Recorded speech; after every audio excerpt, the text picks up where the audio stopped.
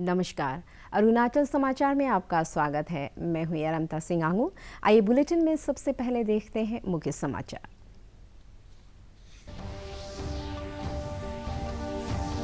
उपराष्ट्रपति एम वेंकैया नायडू का 7 दिन का पूर्वोत्तर दौरा संपन्न। अरुणाचल प्रदेश राज्य विधानसभा के विशेष सत्र को संबोधित करते हुए उपराष्ट्रपति ने कहा, एक्ट ईस्ट पॉलिसी के तहत पूर्वोत्तर क्षेत्र में कल्चर, कॉमर्स, कनेक्टिविटी और कैपेसिटी बिल्डिंग पर दिया जा रहा है जोर।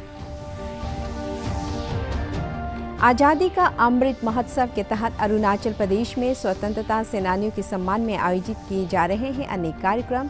देश की आज़ादी के 75 वर्ष पूरे होने पर स्वतंत्रता सेनानी मातमुर जामो, मोजी रुबा और मोजे रुबा को दी गई श्रद्धांजलि। विश्व मानसिक दिवस के अवसर पर Arunachal Pradesh state legal services authority द्वारा ईटानगर के दीपक नाबाम लिविंग होम और पासीघाट जेल में आयोजित किया गया लीगल अवेयरनेस कार्यक्रम। जेल के विचाराधीन कैदियों को योगा और कानूनी सहायता के बारे में दी गई जानकारी।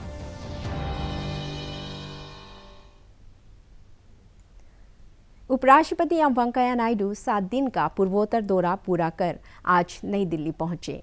शनिवार को अरुणाचल प्रदेश राज्य विधानसभा के विशेष सत्र को संबोधित करते हुए उपराष्ट्रपति ने कहा कि देश के पूर्वोत्तर क्षेत्र में पुनरुत्थान का दौर चल रहा है और परिवर्तन और विकास के लिए लोगों में रुचि और नई ऊर्जा देखी जा रही है। श्री नायडू ने कहा कि पूर्वोत्तर क्षेत्र में सुरक्षा की दृष्टि से पर्याप्त सुधार हुआ है और वर्ष 2019 से उग्रवाद की घटनाओं में 70% की कमी आई है। सरकार की योजनाओं को जन जन तक पहुंचाने के लिए अरुणाचल प्रदेश सरकार द्वारा चलाए गए सरकार आपके द्वार कार्यक्रम की सराहना करते हुए उपराष्ट्रपति ने कहा कि एक्ट ईस्ट पॉलिसी के तहत कल्चर, कॉमर्स, कनेक्टिविटी और कैपेसिटी बिल्डिंग पर जोर दिया जा रहा है। श्री नायडू ने विकास योजना को प्रभावी तरीके से लागू करने के लिए सभी राज्यों से भारतीय संविधान के अनुसार पंचायती राज संस्थाओं को शक्तियों का हस्तांतरण करने का आह्वान किया। The northeastern region would be its fulcrum, under which this region would emerge as an effective growth engine for shared benefits. Effective growth engine for shared benefits. He further stressed that culture, commerce, connectivity, and capacity building would propel this policy. During the past, the problems of inadequate infrastructure, rising insurgency in certain parts, prevented private investment to flow into the region. This has deepened the development, the deficit. Inadequate and inequitable development widens disparities among the people, especially in a region with such whole ethnic diversity. Sustainable development can occur only if we can make it people-centric and environment-sensitive. Democracy presupposes a central role for people's active involvement in shaping their own. Effective participation of the communities in framing and execution of policies and projects is hence very important. The importance of the three-tier union government, state government and the local bodies, municipalities and panchayat raj. They must all work together, work as Team India. For that you need to give more powers and more funds to make functions effective to the local bodies. That's why there is a constitutional amendment earlier, 73 and 74th constitutional amendment, which assures funds, functions and functionaries to be devolved on 29 subjects to the local bodies. So every state should focus on this and see to it that the constitutional obligation is achieved in order to make democracy more meaningful.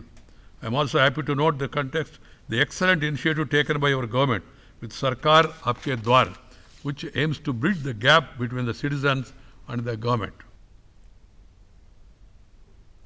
केंद्रीय संचार राज्य मंत्री देवू सिंह चौहान ने आज राजभवन ईटानगर में राज्यपाल doctor BD. Mishra से मुलाकात की। बैठक के दौरान राज्य में दूरसंचार सेवाओं को मजबूत बनाने पर चर्चा हुई। राज्यपाल ने राज्य में सुरक्षित और विश्वसनीय इंटीग्रेटेड टेलीकम्युनिकेशन सेवाएं मुहैया कराने पर जोर दिया। वर्तमान समय में ज़्यादातर विकास परियोजनाओं को ऑनलाइन माध्यम से पूरा किए जाने और कोविड महामारी के दौरान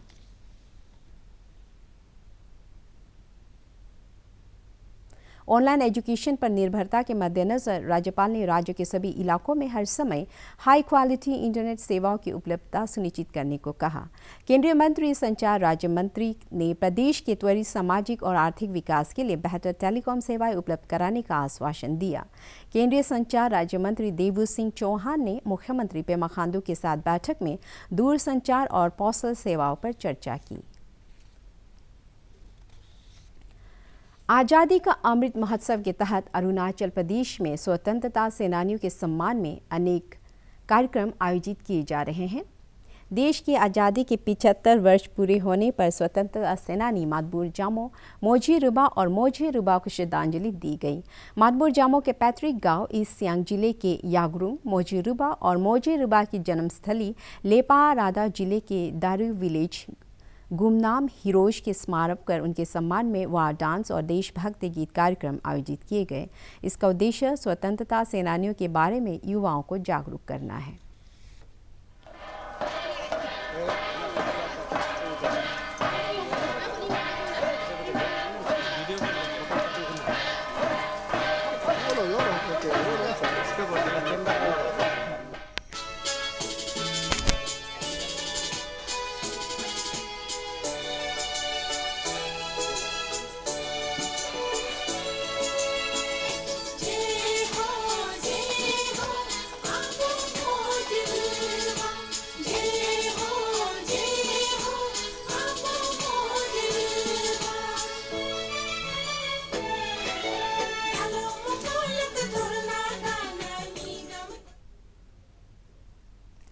आज विश्व मानसिक दिवस है। विश्व भर में मानसिक स्वास्थ्य के बारे में जागरूकता फैलाने के उद्देश्य से हर वर्ष 10 अक्टूबर को ये दिवस मनाया जाता है। इस अवसर पर Arunachal Pradesh state legal services authority द्वारा ईटानगर के दीपक नावाम लिविंग होम में लीगल अवेयरनेस कार्यक्रम आयोजित किया गया। APLSA की सदस्य सचिव जावे पुली चाय ने देश भर चलाए जा रहे विधिक सेवा जागरूकता अभियान के उद्देश्य के बारे में लोगों को जानकारी दी।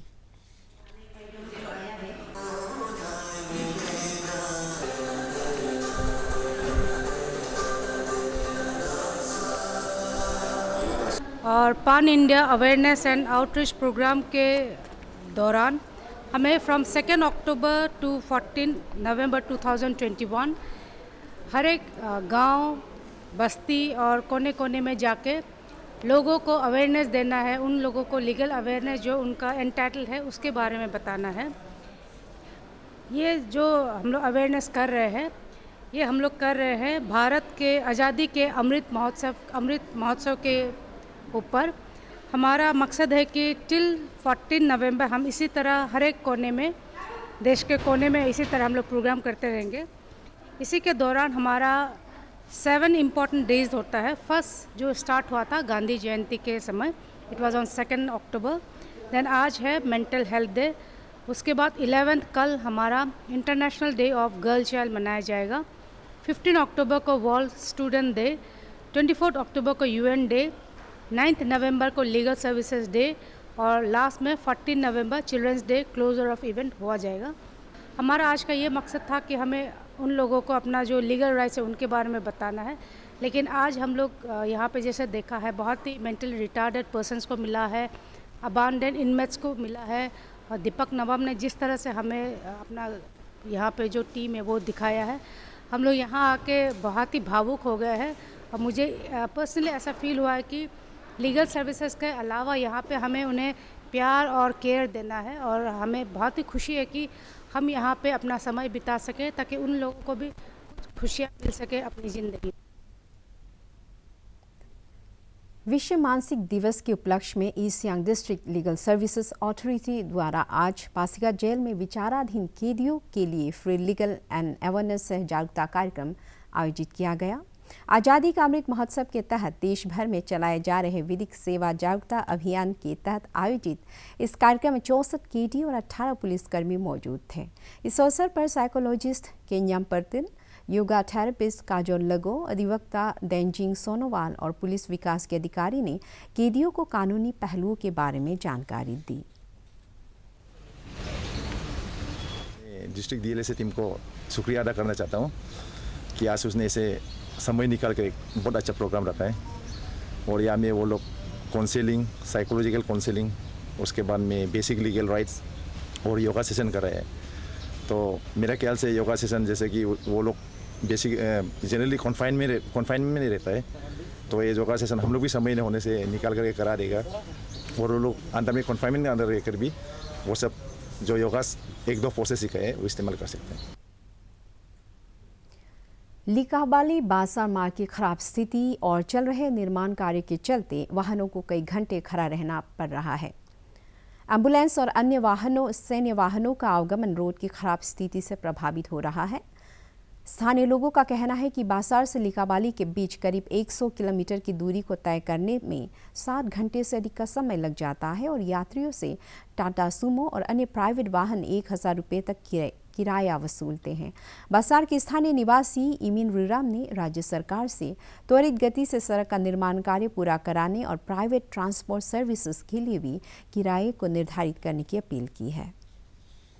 4 years बैक ये हम लोग देख रहा है, ये तो लाइफ लाइन हम लोग का सीयुमी, वेस्ट सियांग, लेपारादा और दापोरिजो का है, लेकिन अभी तक लीडर लोग ने कोई भी इनिशिएटिव नहीं लिया।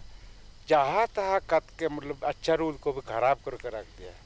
मेरा गवर्नमेंट से यही अपील है कि अगर रोड बनना है तो थोड़ा चेनेज हिसाब में आपको कटिंग जो है, कटिंग पोर्शन जो है पूरा कंप्लीट करके उसको कंप्लीट करते जाने से अच्छा है, ताकि हम लोग पब्लिक भी नहीं फंसाए। भारत का शानदार स्वाधीनता संघर्ष आधुनिक विश्व के महानतम संघर्षों में से एक है। दूरदर्शन समाचार द्वारा प्रसारित किए जा रहे आज़ादी का सफ़र में आज हम बात करेंगे स्वतंत्रता सेनानी बदरुद्दीन तैयब जी के बारे में। स्वतंत्रता सेनानी बदरुद्दीन तैयब जी की जयंती है। उनका जन्म 1844 में आज ही के दिन बम्बई में हुआ था। तैयब जी इंडियन नेशनल कांग्रेस के संस्थापक सदस्य थे।